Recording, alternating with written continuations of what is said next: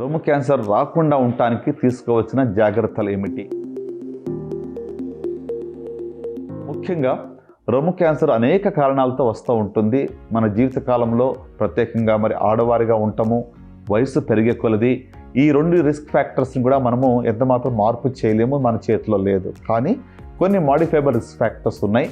వాటిని మనము నియంత్రించగలిగితే రొమ్ము క్యాన్సర్ రాకుండా జాగ్రత్త పడినట్లే. ఉదాహరణకు మీకు ఊబకాయం తగ్గించుకోవడం, మంచి శారీరక వెయిట్ని మెయింటైన్ చేయడం అనేటువంటి చాలా ప్రాముఖ్యము.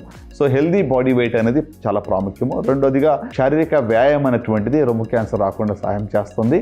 మూడోదిగా మనం ఆలోచించినట్టయితే మద్యపానం సేవించకుండా ఉంటే మంచిది. ఒకవేళ తప్పనిసరిలో మీరు వదలలేరు అనుకున్నట్లయితే మాత్రం దాన్ని ఎంతో మితంగా తీసుకున్నట్లయితే మంచిది. అలాగనే మీ కుటుంబంలో ఎవరికైనా బ్రాకా మ్యుటేషన్ అంటాం, అంటే రొమ్ము క్యాన్సర్ యొక్క ఫ్యామిలీ హిస్టరీ మీలో ఉన్నట్లయితే మీరు తరచుగా పరీక్షలు చేయించుకోవాలి.